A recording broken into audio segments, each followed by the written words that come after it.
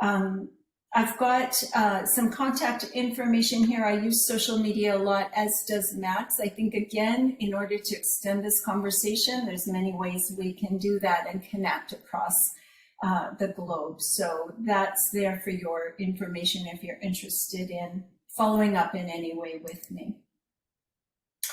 I want to do a land acknowledgement. I'm living in Saskatoon, Saskatchewan, Canada. You see an aerial view of the University of Saskatchewan along our South Saskatchewan River.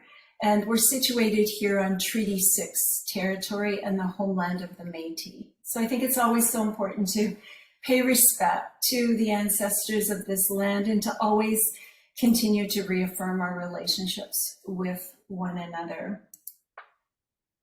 I also want to acknowledge Esther Mayers. She's not able to be with me today. Esther has been a research assistant with me on parts of this project with systematic parent engagement, and we've done a lot of work together, analyzing and interpreting data. We have a lot more work to do. Some of our writing is just beginning. So this is Esther. She's not physically present, but she's definitely intellectually present with us. So I do want to acknowledge her. And lastly, I want to acknowledge the Social Sciences and Humanities Research Council of Canada. We call them SSHRC. They're our largest funding agency for education research in Canada and a really important body for us to be able to explore the things that we do. So my thanks to SSHRC as well. So let's begin with this notion of what is systematic. So you'll see on the screen that I've got these wonderful pictures of early childhood students engaged in mathematics learning. So if I said to you, and I can't see everybody's hands up here, maybe Max can, but if I said to you, are you confident that math is being taught in the schools in your area every day? I am guessing that 100% of you would put your hand up. You would all say, absolutely, I know math is being taught. And so my question to you is, how do you know? Like, why is math being taught every single day? And the thing is that math by society is seen to be important, right? In our society, we say it's important that kids have numeracy skills, that they can problem solve and calculate and look at all of those complexities. It's a way of knowing our world. And so it's valued. Because it's valued, it's defined. It's defined in our curriculum. What are the outcomes for grade 1? What are the outcomes for grade 6? What are the outcomes for grade 12? Right? We've said what it is, what every age level should look at, what the outcome should be. And it's planned. Teachers make year-long plans, they make unit plans, they make lesson plans. It's very carefully structured into the work that teachers do. And then it's scheduled, right? I have a math period. I have a math class. I teach math in this block. I teach math in this September. There's places for math in every day of our schooling experiences. And very importantly, it's resourced. Teachers are provided with teacher education in their undergraduate programs. They're provided with ongoing professional development as they're in service. They're provided with manipulatives, materials, textbooks, supplies, all of those kinds of things. And as a result of that, we can confidently say math happens all the time. Math happens everywhere. So then when we begin to look at parent engagement, we know that Weiss, Lopez talked about parent engagement is a random act, right? That what we see when a principal's committed to parent engagement, when a teacher is committed, when work's been done in a certain area, when there's advocates for parent engagement, it's happening. And then in other places, it's not happening at all, right? So my quest, my inquiry is, how do we make parent engagement just as systematic as mathematics or literacy or any one of the other components of our schooling? Sometimes when I'm doing work with a school staff, a group of leaders, a school division, I will hear, you know what, I know it's important, I just don't have time. My day's too full, I have too many other commitments, and so on. Would it be acceptable? Imagine you as a parent going to your child's parent-teacher conference and they're saying, you know what, Max, I know math is important. I just don't have time for it. It would never happen. It's not acceptable. And so what we need to say is that schools operating without parents is no longer acceptable. The research shows us too much about how important it is, what a difference it makes. So then what's some of the work we can do to begin to also make parent engagement systematic?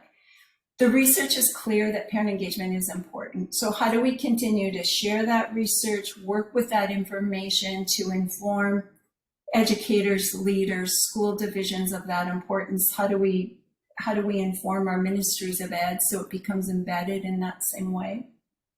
I think a lot of work's been done in the field over the last few years defining what is parent engagement, what makes it engagement, what makes it not engagement, what are the aspects of engagement. We know William James' work that says this is what's effective about parent engagement. I think it has been defined. And now I think our work is to begin to plan it. How do we plan it into everything we do? How do we plan it into our priorities, our structures, our policies? How do we plan it into teacher education? Max has been doing some good work in that area, as have others as well. How do we plan it into leadership, graduate leadership programs and so on? And then how does it become scheduled? When it's a priority in a school or a priority in a school division, right? Then when it becomes a priority, people say, well, how are we going to actualize that? It starts to become scheduled. There are things that say we aren't just going to have a meet the teacher night at the beginning of the year. We're going to be consistently engaging with parents in all the things we do. What does that look like? And as with any other initiative, it needs resources. Resources in teacher education, resources in terms of supporting some of the things we want to do, and so on. So when I'm talking about systematic parent engagement, these are some of the attributes that I'm looking for, some of the things that I really want to see happen. So in this study there's a lot I'm not going to tell you about the study. I'm going to give you a few pieces, and later when we talk, if you have questions, you can let me know. But I just really want to try to move to some of the things we did and some of what we learned from that. But this was a 3-year study, and I'm sharing today the elementary school. I've chosen just to focus on the elementary school, although we worked in a secondary, a high school as well. It used both participatory action research and it used narrative inquiry to capture stories of people's experiences as they participated in this work. And basically we had 2 questions. So we said, when parent engagement is meaningful and authentic, how can it affect outcomes for kids?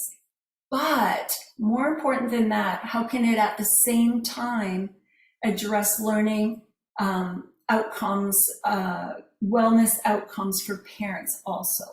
So we were trying to raise the floor for the entire community, not just looking at the engagement of parents for kids' sake, but looking at the engagement of parents also for their own benefit. We know that the stronger a family or the stronger the parents, the better kids do in school. So we can work just with kids, or we thought, well, if we work with kids and their families, can we get more results that way? So we know in order to make these kinds of changes and to try to look at outcomes for parents and families as well as kids, and to do things in authentic and meaningful ways, it was going to take lots of changes. So part of what we were asking as we went along, what partnerships do we need? What changes do we need in school staff development or community development? What kinds of policies or practices have to change in order for us to be able to systematically engage parents and families? So I'm showing you Edgeview School. That's the pseudonym for the elementary school that we were in. And just giving you a sense of the student population. It wasn't a really large school. It was called in Saskatchewan a perimeter school. It wasn't in the core downtown neighborhood, but it was in a school on the perimeter that has many of those same attributes and qualities.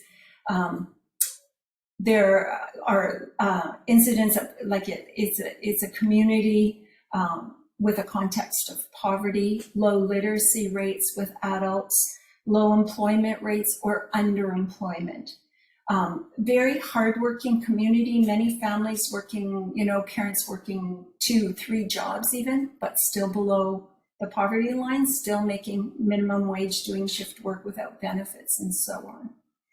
And we chose this school also because of the diversity of the student population. It was a really nice mix of, majority Canadian kids who've grown up here, our newcomer families, and First Nations and Indigenous families as well. So we wanted to try to capture some of that because that's a reality in our population in Saskatchewan. What was exciting to see, the school was projected for declining enrollment.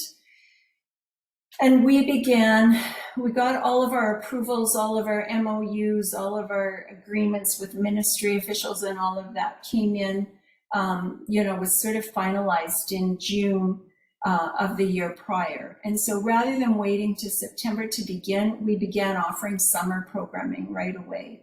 So what was interesting is rather than the school declining with its next September enrollment, it had actually increased. And it continued to increase throughout the time that we were engaged in this project in this school.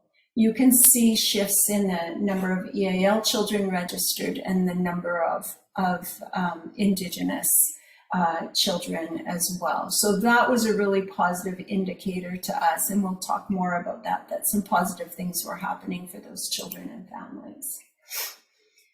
So what we did, we had gotten approval from the staff to go ahead with the project, although there was definite reluctance on the part of some of the staff to have us do this project in their school.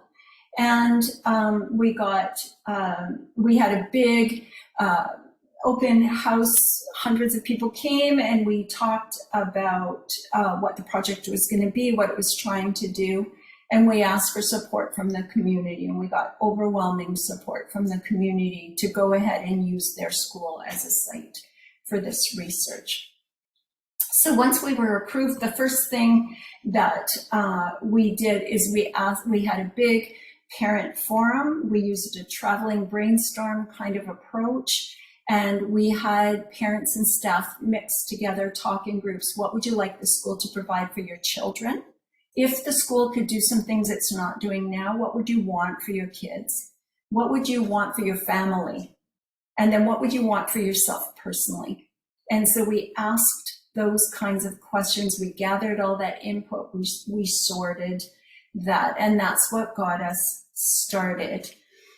Throughout the time that we were in the school, we continued to use parent forums as a way to seek input, to get voice. We had surveys that some were paper, some were electronic. We translated them into majority languages in the community, into dominant language groups. We had electronic ones where we had them on our phones, and we would just go door to door in the community, call it community canvassing, and just chat with families. And we could record things on the survey on our phones as we were doing that. We'd meet people in the school entrance as they brought their kids to school or came to pick them up, and gather input in that way. Right away, we staffed a position we called Parent Connector, and that was an individual who was a parent in the community, known and trusted in the community. And her role was start to reach out to make contact. And so she did a lot of home visiting and so on as well. And so her role was to make contact with families, to bring that information back to us at the school, and to begin to build bridges and relationships between families and the kids' teachers. So it wasn't, we didn't want just a relationship with her. We wanted her to help bring that relationship to the school. So those were the kinds of things that we were always doing to try and get more information and to shape, reshape, continue to shape the project. So what it looked like, we drew these maps early on. We redrew them later as information changed and shifted and things were added. So, oops, I'm so sorry. So let me go back. There we go, sorry. 3 things happened. Parents wanted to be engaged on the landscape of the school. They wanted to come into the school, be welcome there, do things there, participate in things there, and they wanted things to happen for their children there as well, of course. Then they wanted engagement in out of school times and places. So summer holidays, weeknights, weekends, times when the building would usually be closed. They wanted access to the school and they wanted opportunities to be provided. Our newcomer parents whose English language skills were still developing found it really hard to use the transit systems to get to programs, to go to the downtown library. And so they had asked us, can we do that right here in the school? And then the other thing, when we asked them, what do you want for yourselves as well? They wanted adult English language classes offered at the school so they could drop their kids, go to English language class, pick their kids up again. They wanted, many of them were working toward higher levels of English in order to get their citizenship. Others were working towards higher English in order to get learning opportunities. Some were doing it in order to get employment. And so the language classes was a big part. They wanted food safe certificate classes, right? So as soon as you have your food safe certificate, now you're able to access some jobs that you wouldn't be able to, and so on. So in that third, it was, what are the kinds of things that we can do for the parents themselves? Again, as I said, if we can enhance the parents, how does that also enhance learning outcomes for the kids? So you see these 3 things happening, and there's a lot of print on there. We had a lot of things going on, but I just wanted to give you that overview. What happened then? The staff took on some. School community council said, well, we can create some committees to help move others forward. Some were just quite organic with parents or teachers taking lead. Some of it became extracurricular activity for teachers and so on. So again, not just on the landscape, but often out of school times and places for kids and for families. So let's look at this first pillar. I'll just grab a couple and share them quickly. So this is where parents wanted to be engaged more on the school landscape, in the school, during in-school time, and so on. And so one of the things that we did is create what we call the parent mentor program. And we really borrowed the ideas, the conceptualization, the foundations and framework from the Logan Square Neighborhood Association in the Chicago area. And so we had visited them, we learned from them. Our program was way smaller, much more informal, but it gave place and voice to parents in the teaching and learning on the school landscape. So parents agreed to contribute a couple of hours a day, 5 days a week, and they'd work in a classroom with a teacher, the same one all the time, for a couple of hours a day. But at the end of the week, the 5th day was a debrief. We looked at what were the questions they had, what were some of the experiences, what had they learned, what were they still wanting to learn, what would they like us to spend some time in PD with them on. And we kicked that all off with an orientation week as well, talking about school practices, confidentiality, how things worked at the school, practicalities about, where they hung their coat and how to get coffee and all of that kind of stuff as well. So you see some pictures here. The moms were really interested in being able to read to kids. They wanted to know more about those picture walks and how teachers do things kind of pre-reading, during reading, post-reading. So we were doing some PD on that with them. You see the moms in the classroom. And again, it was such a rich exchange because the mothers could often speak, and it ended up being mothers. It was one father who joined us, but his English made it really difficult for him at that point. But they often could speak the language the children could speak. They could work to bridge some, for the teacher, some of the things the teacher wasn't understanding. They brought cultural knowledge, they brought religious knowledge and practice. They brought an understanding of their home country. And then teachers, as I said, they learned how to read picture books with kids, and they taught kids how to say hello in their language and to count in Bangla and so on. So there was this beautiful reciprocal exchange, things teachers were gaining and children were gaining from their from their presence in the classroom, and then things that they were gaining too. They talked about learning to be more patient with their own children, or how to say things, or how to guide certain behaviors with their children at home that they'd gained from being in the classroom and learning from the teacher during that time. So just one example of parent engagement on the school landscape in a more systematic way. The other thing, as the parents were learning and growing, the teachers needed to learn and grow as well. And I had been teaching courses in the master's program at the university on parent and family engagement. And so what I offered to do was to offer classes right at the school. And so we created courses where there was formal class discussion, readings around concepts critical to parent engagement.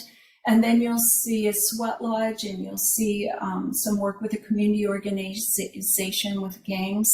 And the intention here was really to have them experience families in new ways. We're often afraid of what we don't know. So how do we come together, learn together? How do we start to shift bias and judgment? How do we begin to grow strength-based perspectives and so on? And so that was really critical. And I created the courses so whoever they were, they could take them. So if they could take them for no credit, an educational assistant could take them as a course toward an education degree. Teachers could take them as courses toward a master's degree, and so on. So really trying to make them as inclusive as possible. And again, when we get to findings, I'll talk more about that. But that opportunity to learn is just such an important piece. In that middle pillar, parent engagement in out-of-school times and places, you'll see at the top, there was an Indigenous mom who no longer speaks her language or speaks it in a limited way. So we had an elder coaching and mentoring Cree language learning for that mom during our library time. We had library time on Sundays. You'll see in the second picture an elder who made dolls. She made Indigenous dolls, and I love that she's working with a newcomer mom, and they're learning from one another and working together. That was that infusion of culture and opportunity. And in the bottom photos, you'll see one of our partners from the Saskatchewan Public Library offering programming to families in the summer. So parents wanted all kinds of things related to art, related to literacy, related to culture. And we really worked hard to try and provide those things with partners, funding, grants, all kinds of ways to bring that in. So the school was open through the summer. The school was open on Sundays. We started to really expand when parents and families were in the school. The library became a place for everyone. Families could take a family library card. They could sign books out for their kids. We added books for babies and toddlers. We added books for teens and for adults as well. We added books in multiple languages. Another thing I really want to talk about, I think this was one of our greatest successes, was something called Cooking for Cohesion. And I learned about this when I was visiting Emmaus College in Rockhampton, Australia. They were using it with high school kids to bridge kids across culture. And what we did is we used it. So cooking became a vehicle for storytelling. It became a vehicle for building relationships and coming to know and understand one another, to accept one another, to develop friendships.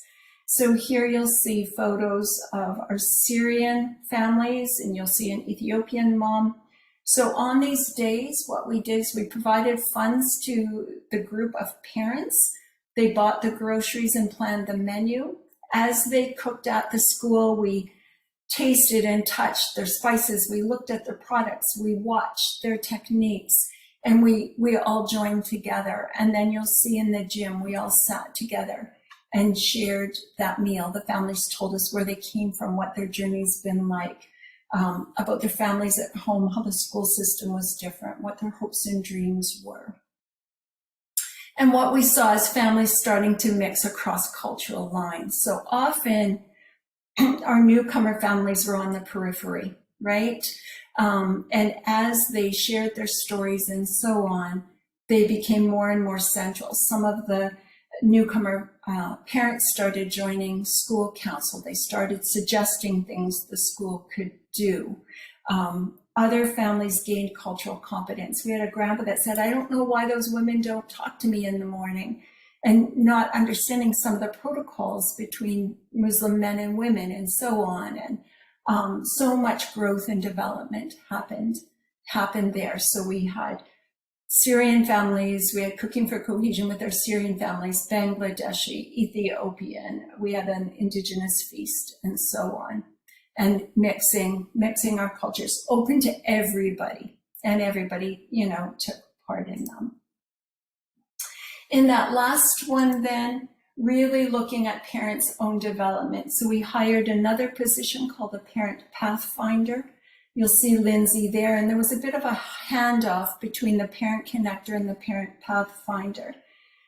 Shannon's job was to connect families to the school, teachers to the families. Lindsay's job was saying, okay, this dad wants his 1A truck driving license. What are the things I need to do to support him to work towards his goal? She helped us set up English language classes. She helped us set up the food safe courses in the school, all of the kinds of things that parents wanted. So she was their liaison. She sat with them individually, helped them do their resumes, help them write job applications, help them get clothing for their interviews, would drive them, would mentor them, would practice interviews with them before, and so on.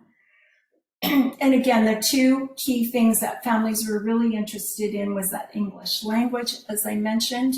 So the adult ed courses were offered during school hours at the school. We provided the childcare.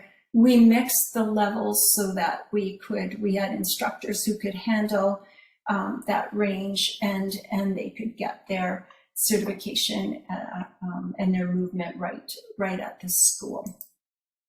So when it all comes together, this is what it looks like, right? We were trying to do things on the landscape, off the landscape, year round, and for parents as well as kids.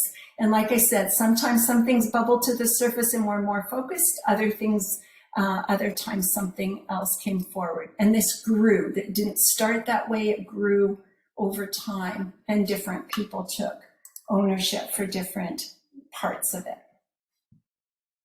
So some key learnings then. Okay, huge one is school leadership. No surprise, but it really made or broke some of the initiatives and efforts that we were trying to put in place. And one of the things that I learned through this that's so critical is that school leaders, so in our master's programs in educational administration, in our PhD programs in educational leadership, it's really critical that leaders too have opportunities for education and parent and family engagement. It's that sense that you can't lead what you don't know. You can't lead what you haven't lived or experienced or seen in some way. We had a principal assigned to our project school without any background in parent engagement. We had a vice principal who had a strong background in parent engagement. And so we had some wonderful things happen. But what we had happen as well, some of the staff aligned with the vice principal, some of the staff aligned with the principal. I want to do it the old way. right? Because that's what I know, that's what's comfortable. Oh, this is really exciting. I see the possibility. I want to go in this direction that the vice principal is taking us in. So definitely the educational background and experience of the principal made a massive difference just in how they thought about their work as leaders, what they did, how they did it. And then the other thing I find interesting, I'm talking to school division leadership, is they often choose a principal for certain reasons. They choose vice principals, but they don't look at, is this a match? Are these two people aligned? They both are great potential leaders, but are they the right people to put together? And so we really saw this tug that started to happen because the alignment wasn't there between the two. So I think there's huge implications for staffing practices in schools, in leadership staffing practices, and more to be looked at than maybe the criteria currently are reflecting. Teacher education. I've been teaching teacher ed courses on parent engagement since 2010, and so I'm absolutely convinced of the power of that education.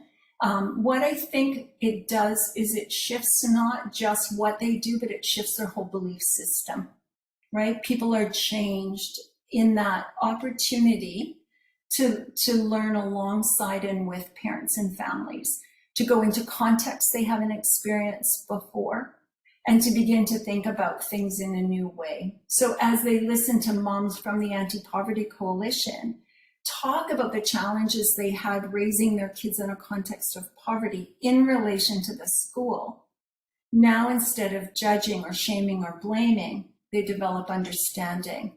And they say, hey, there's things we can do about this. They start to see the opportunity for their own autonomy in making differences.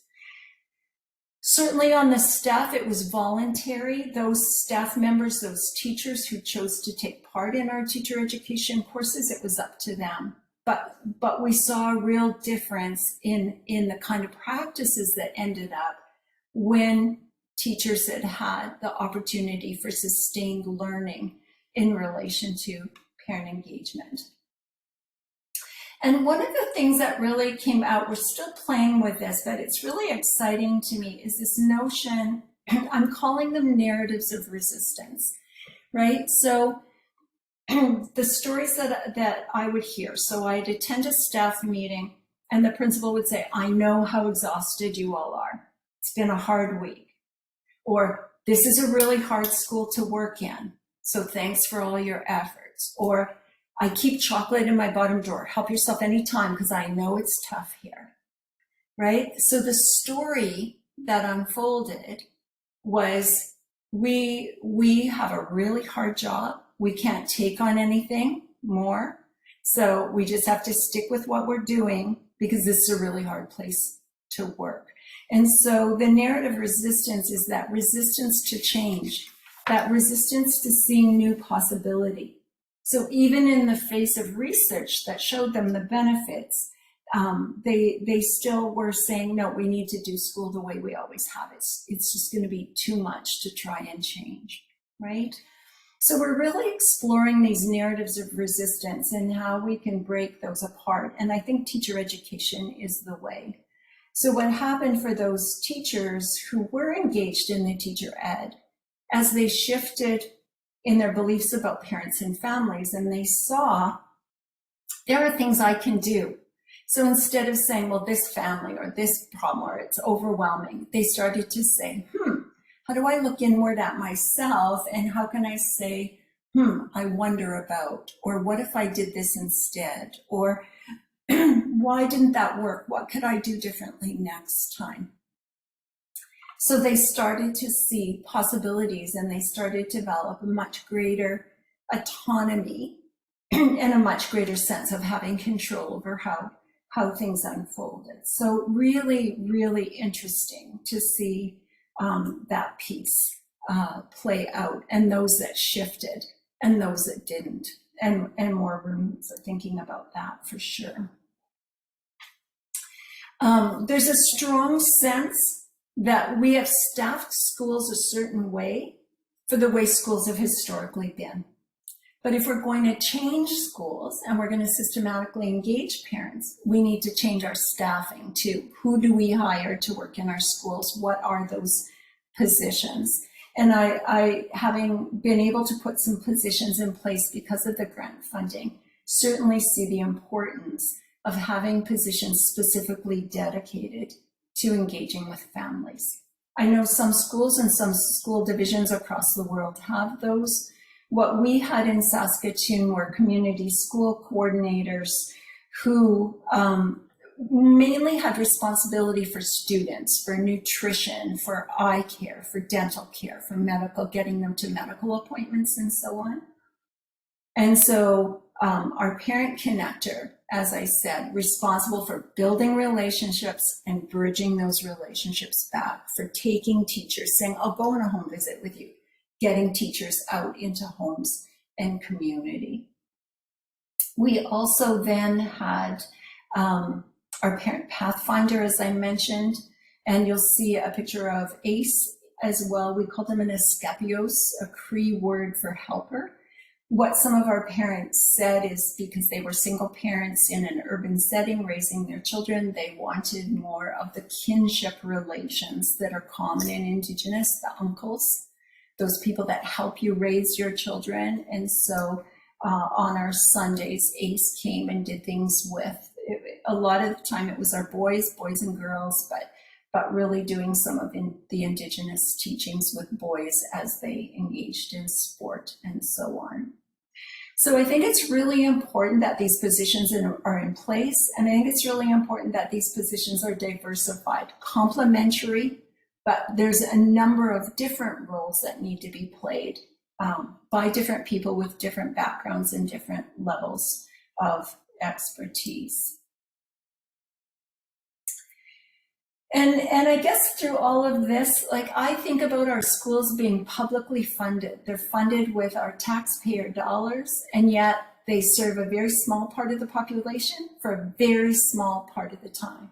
So think about how many billions of dollars we've invested into schools, and then we lock them up and we say they're for kids only, they're for teens only. And so how do we change this notion of what a school is? And I'm calling it right now a Birth to Forever teaching and learning center. How does it offer things for babies, and how does it offer things for seniors, and how does it offer things for everybody in between, right? So that, again, we're lifting a community. We're not just hiving off one part of the population of people who live in that community. And obviously critical to that are many partnerships, work with other organizations, because teachers have a role, right? Leaders have a role. They have a defined professional role, which they've been educated to do. And that's fair. And so how do we bring other people around them, and how do we liaise with other organizations so that they can do their role well, but we continue to provide the other kinds of things in this same building without parents and families having to go somewhere else. And so, as I said, these buildings are public buildings, publicly funded, but mostly off limits. They're off limits to most people most of the time. In Saskatchewan, teachers work 950 contact hours. When you calculate that, it's 17% of a school year. So let's round that to 20. That means our building's in use 20% of the time, not in use 80. Imagine what we could do with 80% more learning time for parts of the community, right? So that's what we have to begin to think about. And so there's lots of complexity. Esther and I are just beginning to look at that, right? So ministries agree to build buildings. They give the money to a school division. A school division then thinks they own that building. So then it's accountability, liability, insurance, all those kinds of things. And so because they're responsible for that, they don't let other people in. So how do we begin to rethink this whole social structure in order to have these buildings become available 24/7? And the ownership not belonging to a certain sector that says others can't participate, right? So lots to think about in that piece. How does it change parents' positionings in relation to schools? Here's what we saw. The parents who were the most marginalized embraced our project the most. Those parents who tend not to be given place and voice, our newcomer families, our Indigenous families, our families with less efficacy because of context of poverty or something, they were the families that embraced the program the most and took the greatest part, right? They were there for Cooking for Cohesion. They were there as parent mentors. They were there in the library on Sundays. And so that's a really interesting piece. So people say, how do you reach these people? It isn't hard to reach them. We just have to give them the opportunity that they haven't been given. You know, once we started Cooking for Cohesion, a group of parents came to us and said, you know, it's Ramadan, and they talked about iftar, and they said, do you think we could have an iftar dinner? And it was beautiful. Their idea, they organized it. We had this amazing iftar dinner on a Friday evening. Beautiful. And again, all kinds of people there, not just Muslim families, right? So they took initiative once they saw the opportunity to do that. Where did we have difficulties? The white privileged families. The families that did have power, the ones that were elected into the positions on the school council, they were the resistant families. They said, oh, you're doing all these things for other people. You're not doing things for us, right? They didn't want to let go of the way the school council operated. They didn't like letting other people into some of the places that they'd held power and privilege. So obviously here, a lot of work needs to be done. How do we influence change in their thinking without alienating them, without angering them, without losing them? And we had some successes and we had some failures in that regard. Some parents that were really angry with what was happening with the changes in the school. So again, looking at both those that live in the center and those that live on the margins, and how we work with that. So what we saw is that everybody benefited. There was definitely greater social cohesion, mixing among the different groups and families within our community. Teachers gained a lot of cultural competence in ensuring that there was prayer mats and prayer times, things like that, understanding that you don't touch Indigenous boys' hair or children's hair, with all kinds of things unfolded. But it unfolded for parents, it unfolded for kids, and it unfolded for the teachers too. So I think everybody gained in these kinds of ways, right? More reciprocity, learning and exchanging of knowledge, more cultural competence, certainly a stronger sense of community within the school. Click in the wrong place here. All right. So just wrapping it up, I'm sorry, I'm wanting to be done by 10:45 so we could chat. So I'm sorry that I'm rushing this. But this is what our school-centric structure has been. We'll decide, we're the staff. We'll tell you, please do what we ask you to do. Come when you're called, do the things that we ask you to do. Listen to us because we have the expertise. So drawing on Lawson's work, following the school's agenda, the school setting the agenda and expecting everybody to follow it. And so we're moving to that notion here. We're trying to move to that notion of family-centric, that we move out into homes and communities. We know our families well. We understand them. We've heard their hopes and dreams, their desires. And we build the program in the school based on what they tell us. We affirm curriculum, change it, shift it to reflect who they are. We use the fabric of their lives to be what our programming is all about. And that's that pedagogy, the philosophy and pedagogy of walking alongside. And that's where I think systematic parent engagement takes us, right? So that notion of walking alongside, accompanying one another both equally contributing. I have parent knowledge, you have teacher knowledge. Together we are doing this work. And you know, it's that old expression you hear sometimes in community organizations, nothing about us without us, right? So how do we see this not being schooling the role of educators, but schooling and education being a shared endeavor by teachers, parents, and families? So again, just that contact information for you. So super fast, sorry, I probably packed way more in there than I should have so that I could have slowed down and talked more, but I'm going to stop sharing my screen and hopefully we can engage in some conversation.